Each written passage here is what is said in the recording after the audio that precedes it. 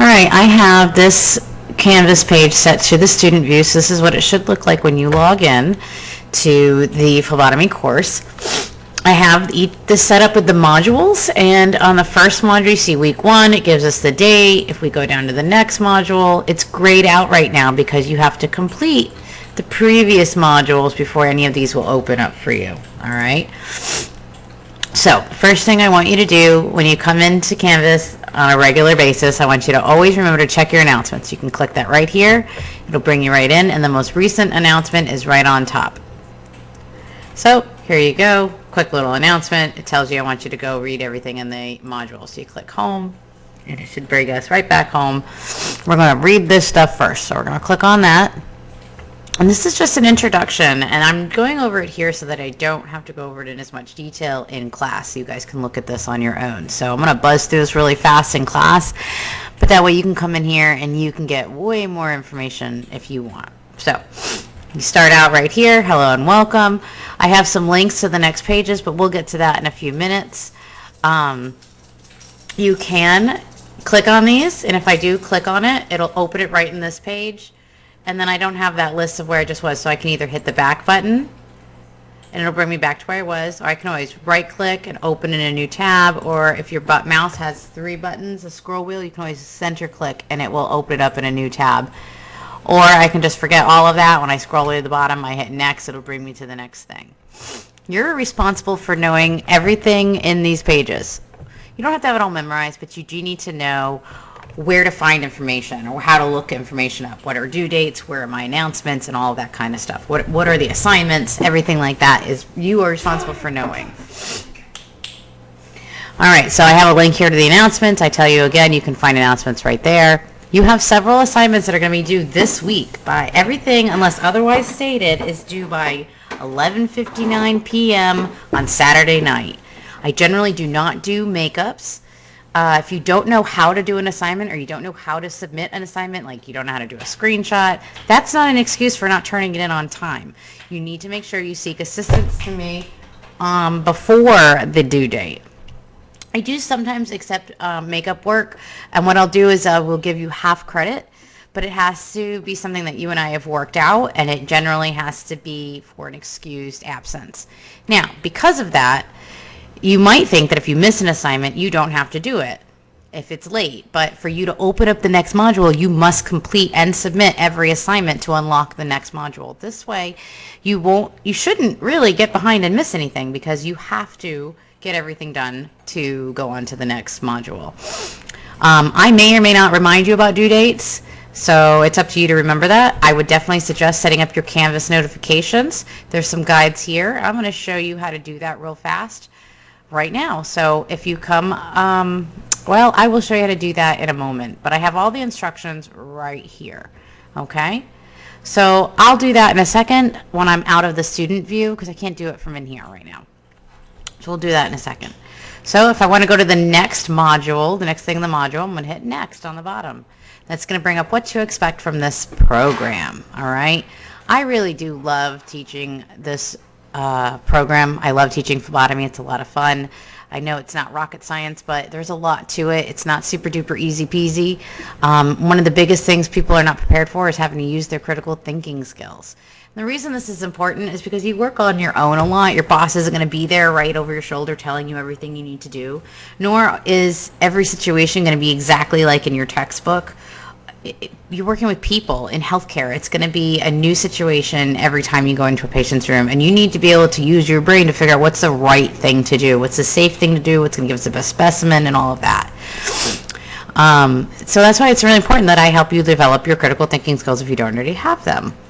There's 3 types of people that take this class. There's the naturals, the ones that just seem to pick everything up. They've done it before. They have an innate, intuitive ability to do this. Some people are not naturals, but they pick it up pretty decently. They can be taught. This is most people. Most people fit into the, I need to be taught, but I can eventually get pretty good at this. There's a small percentage of the population that just doesn't have what it takes. We usually figure that out pretty quickly, and we'll usually figure it out together. At the same time the student's figuring out, I'm usually determining this just isn't for you. So usually we will go over that together. To succeed in this class, you have to have a positive attitude. You must be able to take constructive criticism. Okay, that means listening to what you're being told, like what you're doing right and what you're doing wrong, and not offering an excuse for why you didn't do something. It doesn't really matter why you did something wrong or why you didn't do something right. It just matters that you understand that it was not correct and how to make it correct for next time. We're always thinking ahead. We're always thinking about the next time, okay? We need to be able to work well with others. Obviously, you need to be able to work independently. So as well as working with others, you have to also be able to work on your own. You need to know how to ask for help, and you need to keep calm and don't panic. Okay?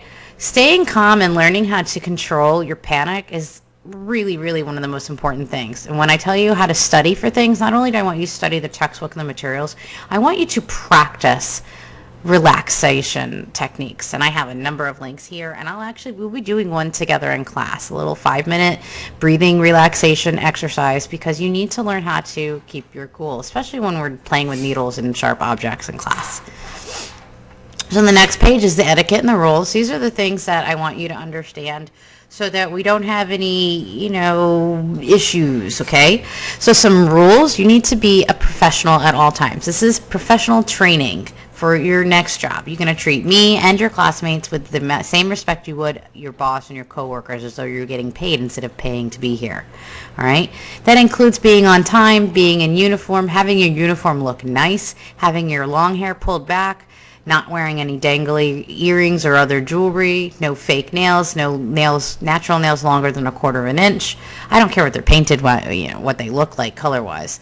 You need to be prepared. You need to have your pen and your paper and your watch and all of that stuff ready to go. All right?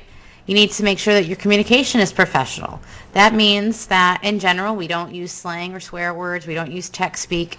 So if you're sending me an email, write out all the words. You want to send an email in a professional way is going to mean that you're going to always type a subject. So whatever the email is about, that's what goes in the subject line. When you're in the first line, you're going to say, "Hi, Mrs. Rose," and I will say, "Hi, Susie Q," whoever. So you have a greeting. Then you're going to have the body of your email, your message, without any slang, without text speaking. Write the whole word U, instead of the letter U. You're not going to use any swear words. And then you're going to sign your message. Sincerely, Christy Rose, or whatever, okay? This goes for discussion posts, this goes for emails, and this goes for text messages. Always write everything out all the way. Okay? And what you do between you and your BFF, that's on your end. You can write it, type it, however you want. But if you're sending it to somebody professional and school counts as professional, then you need to follow these rules. You always need to do your own work. This means if you're working together on homework with your classmates, you do not have the same information on your answers. Like, you should not write the exact same information. You should write it in your own words. You and your best friend do not write the same or talk the same. You need to participate in everything. You need to follow all the rules. Don't make assumptions. Okay. And then lab guidelines. You need to be dressed in your uniform. You need to have closed-toed shoes. You need to have your lab coat. Lab coats we give you in class. You need to bring your gloves with you, something to write with. Get your lab folder out. Make sure you have labels. We'll go over where you get labels and all that stuff. You should come in, wash your hands at the beginning of lab. That way they're ready to go. You should pick a partner. You should grab a station. If there's another lab going on and either the lab's next to ours or in the phlebotomy room, be respectful, be quiet. You can hang out in the break room. That's fine. You need to vary your partner as much as possible. You should not be sitting with the same person all the time. That's not going to teach you what to do when you have multiple different kinds of veins in the real world. You need to follow the golden rule, obviously, right? If you're actually truly concerned about the abilities of one of your classmates, you need to come talk to me, okay? All right. And what's the next thing? Let's see, syllabus and manual. All right. So you're going to go read the syllabus, which I'll open up in another page here. Okay. You also need to, we'll look at that in a second. You also need to look at the manual. All right. We'll open that up too. Okay, and then there's going to be some forms, and I've printed these, and I'm going to give these out on the first day. You need to sign all of these. I don't want you to sign them on the first day because you haven't read the manual, okay? These are basically a student agreement form. It's going to say, I've read the manual, and I'm signing all the pages inside of that. We're going to go over that too. My office hours are listed on the syllabus. You can use the scheduler feature in Canvas, which I'll show you also, how to make an appointment. In general, I try to make use of the flipped classroom. I don't like to just stand up in front of lecture and just in lecture at you and talk while you sit there all bored out of your mind. I do lecture. I just don't just sit up there and lecture nonstop the whole time. We'll do some lecture. I generally let you guys guide the lecture, so you should have read ahead of time and know what you want me to talk about. If you have any issues ever, always keep me in the loop. I got some notes on how to, be successful in class.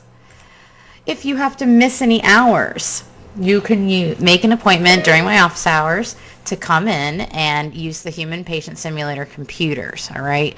You can read about this a little bit more on your own. It's got some scenarios. I go over it all when you come make your first appointment. All right, so I'm going to leave the student view now so that I can access more of the things that I want to access. I'm going to go ahead and bring up the syllabus for now, though. All right. So here is the syllabus for the phlebotomy lecture course. The lab one will look quite similar, and that'll be on Canvas. I did print this one for you, so I'll be giving those out on the first day. Here is my contact information. Email is always going to be, the best way that you can reach me. This is my Google Voice phone number. If you would like, you can send me a Google Voice text message, and that will, my computer's having a cow. That will come through to my phone, which is kind of nice, but you always have to let me know who you are and, all that good information. So I have office hours listed right here, and this is just until clinicals begin, and then my office hour times and stuff will change. I have online office hours on Thursdays, so you have to make an appointment so that I know to be, on my phone or wherever we decide to meet. My office is in room 224. If I'm not there, you can always go see the health science office in 233 and leave something for me in my box or have them call or tell you where I'm actually at. So it tells you a little bit about the course description. You got to be 18. You got to sign up for all these classes, blah, blah, blah, blah, blah, where we meet and what time. So lecture is on Mondays, Tuesday, Wednesday, Thursday. It's only an hour, Tuesday, Wednesday, Thursday. It's 2 hours on Mondays. All right, you have to have the 6th edition of Phlebotomy Essentials. It also comes with, you also should have gotten the Prep U software package. You have to have all of these uniform. We already talked about that. You will be getting badges soon. And you have to have a box of gloves that fit you. You need to know how to sign into my EFSC, which I do have myself logged into right here, right? So you should be able to come in. You'll see Canvas here. You'll see your student schedule here. This is the faculty version of it, but it's basically the same thing. All right. We use Canvas for everything, so make sure, I'm going to show you how to set your notifications on there as well. So it lists the course competencies. You can go through all of these on your own.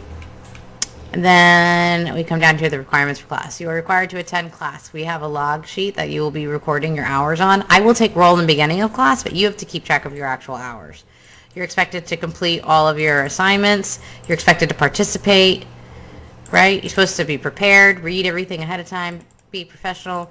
Cell phones is strictly prohibited. I don't care if you have your cell phone in your pocket on vibrate and you're, especially if you've got kids or whatever, and you might get a call you don't know about. I've got my cell phone in my pocket all the time on vibrate. But if I see you on it regularly, I will dismiss you from the class, and if this is an issue too often, you may face disciplinary action or just get dismissed from the program. You must have access to Canvas at all times. Now, if your computer at home blows up or your internet goes out, your mom doesn't pay your bill, I really don't care. There are computers in the campus libraries that you can use. There are computer labs on every campus. The public library has computers. So you know now that you have to have access to the computer several times a week to get all of your work done. Okay? I've already talked about reaching out to me. You need to contact me from your Titan email or using Canvas messages. I don't care which one. I do not allow makeup work unless your absences are excused. I do let you make up hours for one missed classroom without an excuse. Everybody gets one, but every other absence after that must have documentation for what is an excused absence. An excused absence means you have a doctor's note or some kind of documentation, okay? Immediate family, okay, if you have any issues with that. If your kid's sick, I get that. A doctor's note for taking your kid to the doctor, that will work too. Or your mom or your grandparents or whoever you have to take care of. Everything is mandatory. You have to be there. Because we're a vocational program, we're all on clock hours, and you only get credit for the hours you are here, and you have to have the minimum hours. So that being said, you have to keep track of your hours. Okay, so you can see this. No more than 10% may be considered excused absences. So even if it's excused, you can't miss more than 10%. You still have to make up the hours. And you can do that by coming into my office to work on the human patient simulator. But I also will offer alternative ways to make up hours in certain circumstances only. If you have any religious observations that you need to miss class for, you need to let me know in the first week of class. Pretty standard. That's the college's procedure on that. Homework. You can have homework every week, so just make sure you're logging into Canvas and looking at it, and we'll talk a little bit about that on here. I'm going to zoom out on this a little bit. Okay, your grades, the way it's going to work, you're going to have homework. It's going to count for about a third of your grade. There's going to be special assignments and things, which are kind of like homework. That'll also count for about a little bit less than that, a little less than a third. And exams, which includes all the quizzes, the regular test, and the final exam, all count for about a little bit more than a third of your grade. Okay, the final exam is worth twice as much as a regular exam. The quizzes are worth about half as much as a regular exam, and there's several of those. So no one thing can make you fail this class, which is nice. I expect you to do all of your own work. I've got this whole little blurb in here about academic dishonesty and plagiarism. Plagiarism means it's not your own work. It's not your own words. You copied it from somewhere, whether it was the book, another person, my feedback. It doesn't really matter. If you're copying something, it's not yours, and you don't get to get credit for that.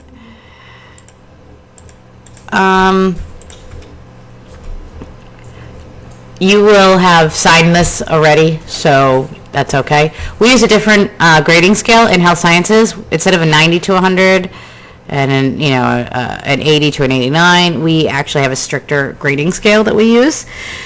Because think about it, do you want your nurse having less than 75% knowledge? No, you don't. So again, withdrawal policy it doesn't really work with us because we have a short semester. The lecture and the lab are a 6-week semester, and then you do a 10-week semester. So the withdrawal deadline is a little bit different. Basically, you have to the add drop weeks over.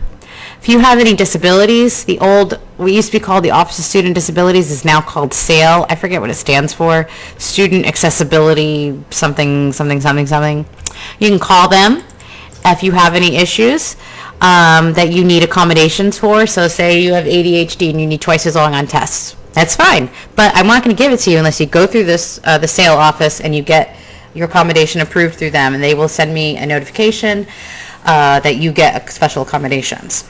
If you do not have special accommodations, but you do have some kind of special need, you need to talk to me ahead of time and work that out with me. So, and you have to do it before you've missed assignments. You don't get to make up stuff. This stuff is not retroactive. Alrighty, homework and assignments, blah, blah, blah. I'm not tech support. Keep that in mind. Tech support's phone number is right here, 433-7600. You can email them as well. If you have an issue, it means if your internet goes out, your computer blows up, you're not get out of doing things. If Canvas is having an issue, I can't fix it. You can let me know. I might be able to give you a solution, but not always, okay? It also means don't wait till the last minute. Don't wait till Saturday night at 10 o'clock at night when it's due at 11 o'clock at night to work on an assignment, because if something goes wrong, that's not my fault. You've had however many days ahead of time to get that done.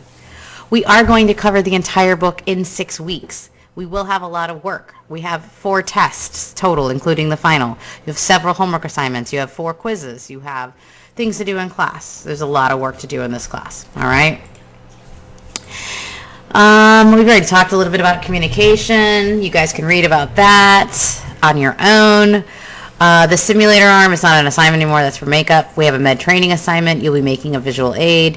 We do oral presentation, group assignments, kind of in-class stuff regularly. There'll be a lot of online assignments. Okay, here are some dates to remember. Here's our basic schedule. All right, CPR training. You have a CPR class scheduled for February 8th. All right, it will be from 12:30 till it's done. It's technically a 6-hour class. It doesn't usually take more than 3 to 4 hours. So February 8th, after lecture, you're going to go straight over to Building 17, Room 110, and you're going to do your CPR class. Okay. So that's right here. You have to have all of that. You can read all of this stuff there. All right, so that is that. Then you will also have to look at the manual. All right, it's a Word document. You're going to scroll through it. I know it's got some stuff in there that you already have seen, So it gives you a little welcome about that this is a professional training program. It talks a little bit about the core competencies for each of the courses. Okay, so that's what we're doing. Program admission, you've already gone through all of this, but it has to be included. That way you know all that information. The approximate costs are in here. General information. This is a lot of stuff that's in your syllabus, but just a little bit more explained. So what'll happen if you get dismissed from the program, grading, the assignments that we do. Okay, let's go through this. After the program, you can be eligible to get certified. You can do that on your own dime. It's not included in this program. I am a registered or approved proctor for the National Healthcare Association, and so I do proctor 2 exams on campus, one in May and one in December. So, but that is not like endorsed by the college. It's not better than any of the other ones. I'm actually certified with these folks right here, so it really doesn't matter. So in here in chapter 4, I've got classroom lab and clinical lab safety. You need to read through all of this, learn a little bit about sharps boxes, biohazards, all of this information. We'll be doing a safety walk in lab, don't worry. So you do need to read about all of this. It's all about infection control and safety in the break room etiquette. All right, so read all of these pages, okay? And this is one of the pages you'll have to sign. Clinical rotation, I do want you to read about this stuff, even though we won't be going to clinical rotations for a little while. Okay, you're going to have all these documents will be provided to you later on. Okay, all of these pages to sign will be provided for you as well. A little bit of what to expect, your rules of conduct, and what to expect from the preceptors right here. Okay, contact numbers for all those sites are in there as well. All right. How to report an accident, whether you get hurt in class or at clinicals. This is the information that you'll need. Okay, you guys got insurance. Some of you paid for it already, some of you have not. We'll talk more about that in another lecture. You're going to be signing all these documents right here. Okay, so informed consent, you understand all this information. All right, and then a couple little blurbs about parking permits, scholarships, certified background, and the index. That's it. That's all the document is. So you need to scroll through that and read it and understand everything. All right, so this is long enough, but we're going to go through a little bit longer. So here are where you'll see, this is how it's generally set up. You'll see information, your assignments. I'll go down to Unit 2. This is how it'll look in the future. You'll have your resources, some other resources, a general discussion, any assignments, and then any tests and quizzes. So you can see we go down to week 4, we've got more assignments and a test. All right, so it's always like that. This first week, you have an assignment right here, and that is going to be a quiz, and it is basically about the content included on all the documents we just looked at, plus all the pages here in Canvas. You will get an assignment grade for signing up to Prep U. So when you get your book, you'll have this software code. It'll give you instructions. This assignment gives you the instructions too, and you're going to go sign up. All right. Whoops. Let me go back to this. All right.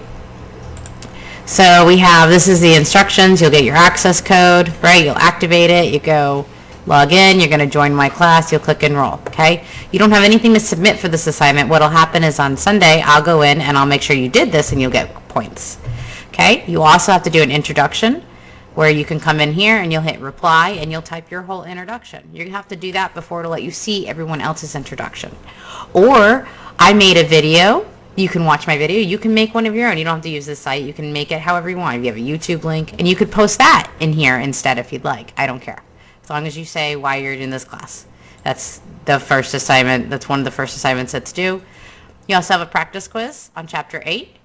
This is just to get you acclimated with real quizzes, like how I would really set up a quiz, not the, like just the format, the types of questions I ask and whatnot. This is for points, but it's a practice quiz. You can take it twice. Okay.